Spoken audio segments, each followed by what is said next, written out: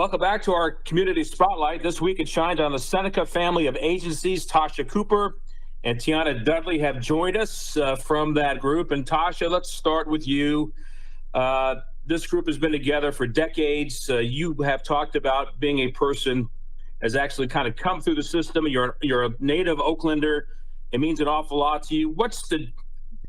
At the very front, what is the mission of the Seneca family of agencies? So like you said, I was born and raised in Oakland, where I'm from, everything I represent. Seneca Family of Agencies is a nonprofit organization based in Oakland. We work primarily in California and Washington State. We service anywhere over 18,000 youth and families annually.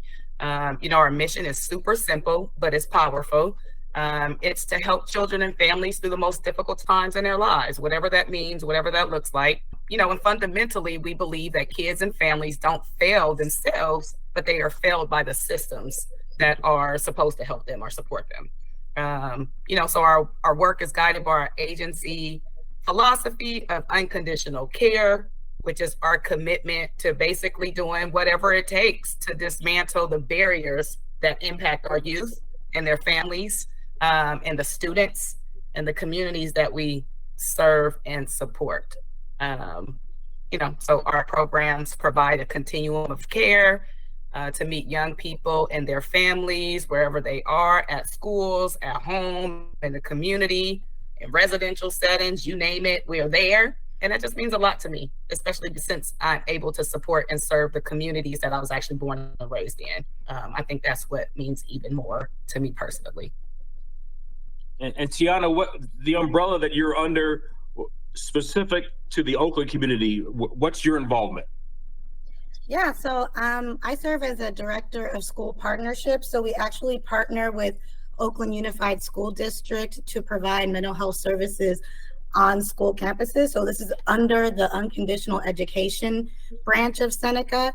Bringing the unconditional care model into school settings so that we can really, take a preventative approach and providing mental health services to students and families before it gets to an extreme level, before, we talk about disrupting the school to prison pipeline. We are working in communities that are underserved. And so we want to really make sure that kids are seen in this holistic view, and it's not solely about pushing academic intervention, but also, they need social and emotional support and care. And so our work, we, partner with schools and we provide clinicians who are on site, and they have a caseload of students who are identified as needing additional, behavioral, but mostly emotional and mental health support. So, kids are able to get that at school, and we also do some family work if possible.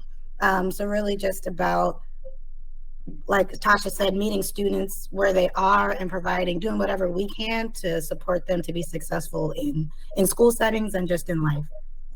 You both can respond to this. I have 3 children. My youngest graduated from high school 3 years ago. She has suffered from anxiety and depression, and she graduated during the COVID year, which was, as in many ways as unforgettable and as forgettable a year as you want to have in our lifetime. But the fact that you talk about just simply having somebody there, having somebody on the front lines to help them, knowing the challenges they have every day, whether they're in in an underserved community, even those that feel like they're in a community that is what they would consider just a regular community. What has that meant for the students you've come in contact with to show them, look, we understand you're struggling and let us help you, and here's a path that we can use? Yeah, it's huge. COVID, I think was a traumatic experience for pretty much everyone. And it's so isolating, and it really impacted our youth in such a huge way. And so like our clinicians and our staff members have been able to make themselves available and be really creative. And whether it is on Zoom, this new platform where, we can reach kids in ways that we weren't able to before. I think what we've seen after COVID, especially in middle and high school, that it's impacted students' attendance and truancy has been a big thing. And so clinicians have said like, hey, like, can I come do a home visit or meet you out in the community? Like whatever it is that you need so kids aren't feeling alone and isolated, and just to have that trusted adult that they can turn to. It's just a safe space, and whatever that means for them, whether it's, support with something that's happening at home, like you mentioned, anxiety and stress and depression, all of that was super magnified, especially during the pandemic. And so, we've been able to just really coach students to, our students are really resilient. So really coaching them in like what they already have and tap to or strength-based, tapping into their strengths and how they can generalize that into being successful, in the classrooms, at school. But just to have that, I don't think, a lot of kids don't have trusted adults that they know that they can go to at school. And school, for a lot of people, can be a scary place and an intimidating place. And there's histories of oppression when you talk about schools sometimes. So just be able to create that safety and sense that kids know that whatever it is that they're struggling with, that there's someone there that just say like, hey, we're here, we want to provide you resources, and just sometimes be a listening ear. So in our community spotlight this week, we're visiting with the Seneca family of agencies with Toshia Cooper and also with Tiana Dudley. Toshia, under the powerful lead of unconditional care and unconditional education, you discuss about trying to transform systems, which are these behemoths sometimes that move at a snail's pace. Yep. How have you been able to at least make some progress, and what progress have you made? Ooh, that's a great question. I think as it relates specifically to mental health and mental health in schools, we'll start there. I mean, we're transforming systems, one system at a time, but specifically, since it is Mental Health Awareness Month, we've had an incredible impact on our youth in mental health, especially in the wake of the pandemic, as Tiana was just talking about. Usually the students that are most impacted are most marginalized and under-resourced communities, particularly as it relates to race, as it relates to class, kids in our LGBTQ plus communities, they're just really impacted. And so I feel like one of the important things that we are wanting to do is just reshape our bigger systems to meet the needs of our highest needs, kids and youth, which also means destigmatizing just even the process of seeking out mental health services, mental health care, refocusing on what it means to be holistically well for kids.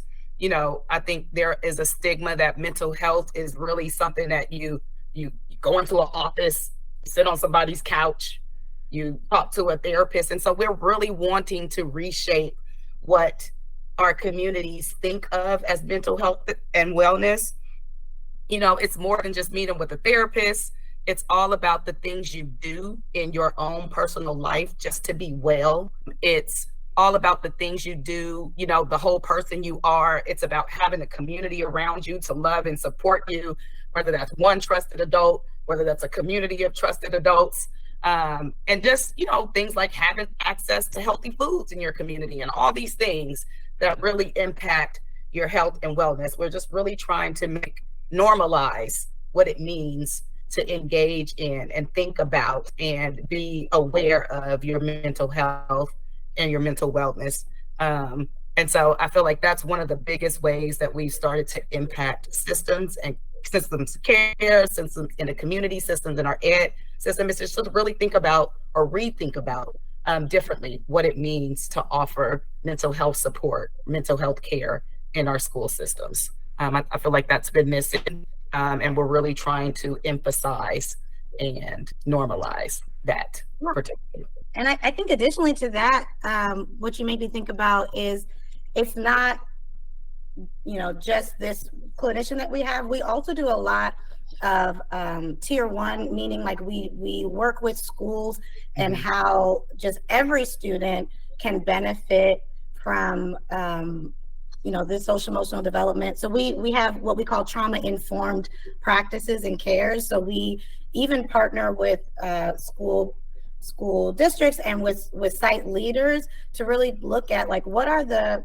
system-wide practices at your school that we can have a trauma-informed lens, because like I said earlier, the pandemic itself was traumatic for everyone. And so I think when you highlight and really look to how we can support the highest need students, all students are supported. If you put things in place that our highest need kids would benefit from, then that means that every single student at that school is going to benefit from it as well. And so in addition to just having therapy, we also have what we call unconditional education coaches that go into schools, and they're sort of like a culture and climate specialist. They work with principals. They look at things like suspension rates and how we can reduce that. They look at social emotional learning, just in general, creating an environment for all of our kids at school to feel included and successful and supported. So it's not just about individual therapy as you might think, but it's really about like, let's look at the systems in place in a school and what we can do just on a general level to like embed some of these trauma-informed care so that everyone benefits and everyone has better outcomes. Toshia, the beginning of this conversation began with two very important words: nonprofit. That's what the Seneca family of agencies are. So where do people go to get information? And most importantly, how can they go about providing some assistance to the thing that you're trying to accomplish? Yeah, so you can visit us at senecafoa.org. That's our website. We have all of the links to, the different services that we provide, things that we offer. Our programs really rely on the generosity of our East Bay communities, and we'd be honored if you would make a tax-deductible donation today to support our work. We're always, looking for that support, so please feel free to do that as well. Something else that's under your umbrella is dealing with adoptions and foster care, which is vital to, again, the success of the most important people in our community, which is our youngest community. Sometimes are the ones that have the least amount of support. Where has Seneca stepped in, and how successful have you been, and how proud are you of those numbers that are continuing to grow on the right side of helping those kids in those very difficult situations? Our services surround kids with, unconditional care. We build community of support. We try to meet the unique needs of each individual kid and or family that comes into our network. And we just really work together to reduce the more complex and intensive interventions that might be necessary or needed down the road. In addition to our school-based services, we absolutely have like our foster care, our foster families that come in and support our, students in need, our families, our kids in need that require housing. That our homeless population is growing rampantly, and so we want to make sure that our kids are loved and cared for in that environment. We have nationally, we have our Total Poor Me Familiar program, which connects families forcibly separated at the border with free trauma-informed and also mental health services. So that's a really big program that we're extremely proud of, and that's been doing great work and great service in our communities. And then we also offer a variety of services to support children and families in the welfare system. Our primary goal is reunification, keeping children with their biological families. And we also help find and train caring resources, or like foster parents. We assist children in finding and building connections and transitioning from group settings to home settings. And then we also continue to offer support to ensure that every child, regardless of their needs, have a loving, nurturing family throughout their childhood and beyond. So those are just some of the things that we do in our other systems of care at Seneca. Toshia, you first, and maybe Tiana, you can follow up on this as well. As you continue your mission and the things that you're trying to accomplish with Seneca family of agencies, Toshia, when you tell your personal story, because you're from Oakland, you've come through and you've gotten to this point, and when people are in these circumstances wondering, can I ever get to some place that's considered positive, and you can just say, hey, look at me, I got it done, I had people help me, I want to help you. When you tell that story, how much does that inspire those that you're trying to come in contact with and maybe continue to build the positive side of those numbers? Yeah, listen, like I said at the beginning of this show, I'm born and raised in Oakland. When we talk about the systems that we are trying to impact, I've been involved in every single system that you can think of, from the welfare system to the housing system to the education system to the special education system, which is completely different, to, almost homeless system. Every single system I've actually lived. Like, that is a part of my identity and a part of my experience, that in sharing that and then people seeing where I am today and like the trajectory of my life, sometimes it doesn't seem like I am in all of it sometimes. And for people to actually see it in me, be able to connect with me and look at me, and I look like the faces of the communities that like we're supported. I always say this, I feel like there are some times when being a woman of color brings me privilege, and that's one of the moments, is that I feel like I'm privileged to be able to pour into our communities because they trust me at a different level. They engage with me at a different level. They believe in me in a different level. That's just something that I get because of my background and my experience, and just being literally a part of, like, one of the people in the community that I'm now going back to serve. I'm all teary-eyed because I get all emotional, but yes, that is why I do this work. Tiana, explain why you're involved with Seneca. What got you there? What has helped build your passion? Yeah, I think representation is so important. And it wasn't like, I'm not going to say like, oh, I got into this work with this goal in mind. I just kind of happened into it. And the more I was inspired by the students, by the kids, and by the relationships with families, that I acquired along the way. And just as Toshia was talking, I think for kids to see people that look like them and to show up every day, no matter, it can get really intense, and kids, people have really intense things that they go through. And for someone to show up every day and be like, I'm here for you. Today's a new day. I got you. And let me support you get where you want to be and not where I want you to be. And for kids to be able to look up and see that representation, which, the media doesn't always depict. We don't always celebrate that. But to see that in and of itself is wildly impactful for our students. And the more I got to experience that firsthand, I don't always know the impact that I have. I'm just doing what I can do and in my own little sphere of control. But when I do have those moments of kids coming back later and like, wow, this particular thing or moment, changed my life or had this impact or will always sit with me, I think that's why I continue to do this work. We've been fortunate to be able to have clinicians and staff who represent the population that they serve. Like, we do newcomer groups in Oakland, where there's a huge population of newcomers, kids and families coming from South America and Mexico and different parts, and to have like a Spanish speaking clinician who can share some of the same cultural similarities, I think has been wildly impactful for that population of kids. And so it just brings me to representation matters, and all that we can do to continue to inspire this next generation to be their best selves and show up fully and authentically the way they want to show up. To follow up on that, our youngest daughter is bisexual, so every member of the LGBTQ plus community has been in my house.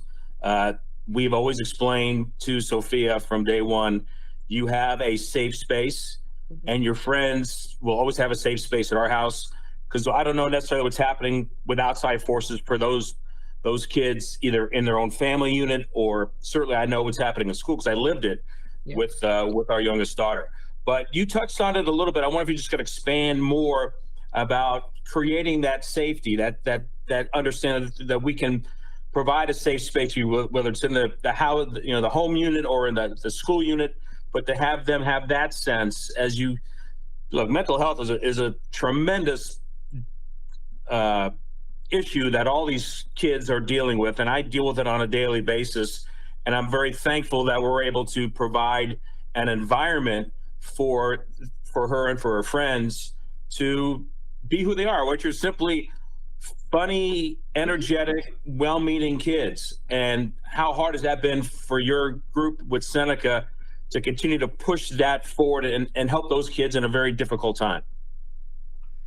Yeah, I mean, I will say I don't have like the numbers in front of me, but I know that our LGBTQ plus community are some of the most impacted and the most susceptible to things like suicide. And so we really want to and seek to hold our youth who are impacted by that with the most care as possible. And so, you know, we know that just building community is so important, and a space where people don't feel isolated, feel welcomed and accepted. And so, you know, we have like affinity groups. We have, you know, depending on the school site, we'll have different group settings where, you know, we create that community and allow students to connect with one another, connect with adults, and just really share and celebrate who they are. You know, and as I mentioned before, some of these trauma-informed practices include within that umbrella of like how we create an inclusive environment for all. So it's about teaching, you know, other kids about like acceptance and celebrating diversity and celebrating who you are, and being an ally and standing up against bullying and like all those things, how to be an advocate and how to like really those social emotional development skills about like advocacy. How do I speak up for myself? How do I speak up for someone else when I see something that's not right? You know, how do I build empathy? Like all of these fundamental skills, you know, you can start in kindergarten. You don't have, you know, you can start that from kindergarten on. And when you're able to really bring that into schools, it has such a huge impact on those most impacted by depression, trauma, all of that stuff. So I think, you know, we're always trying to take steps to make sure that we're able to teach not just our kids, but the larger community how to be community and really include everyone. Yeah, I mean, just to piggyback off that just a little bit, I mean, we're really working to change the narratives that are out there about our children, families, and youth, you know, especially our most vulnerable populations of kids and families and, you know, students in school. Yeah, they're just faced with so many challenges, and we want people to see them for who they really are. They're holistic, like you said, whatever they bring to the table, funny, goofy, smart, you know, resilient, you know, emotionally sensitive. Like there's so many things about so many of our kids that we really want them to just be authentically who they are, because everybody else is taken. And if we can change their narrative and the narratives of, you know, how other people see them or engage with them, how they see and engage with themselves, because that's actually what's also important, then I feel like we're doing a little bit of our job. You know, so we just really want to change and transform their own stories, help them change and transform their stories, help them and change and transform their own trajectories. Just providing them with the unconditional love and support that we can. Well, I really appreciate the both of you joining me. The powerful stories, powerful women of color, certainly. Toshia Cooper and Tiana Dudley. It's senecafoa.org. That's the site you can go to get information. And as we conclude this, Toshia, just leave with a thought of inspiration, because you've been on the front lines since day one. It's like the waves, and they keep on coming. You think that the waves are done, and there comes another wave, and you have to fight that one off. What encourages you about where Seneca started, where you are today, and what you're hopeful for in the future? I just believe that anything is possible when you have the right supports and resources and communities set up to support you. Lean on them, depend on them, encourage them, move along with them, because, you know, they will help propel you to where you actually want to be. Not where we want you to be, but where you want to be. And I'm speaking specifically to the kids of color who feel like this might be, or just our kids in all of our populations that, you know, feel like everything is hard, it's difficult, it's sad, it's anxiety provoking, that there's always a light at the end of the tunnel. And if you surround yourself with the right community, with the right people in your lives, talk things out, trust in people, your community will help you get through those things. Like anything is possible if you believe. All right, thanks to Toshia Cooper, Tiana Dudley, joining us on our Community Spotlight from the Seneca family of agencies. Appreciate you very much. Yes, appreciate you.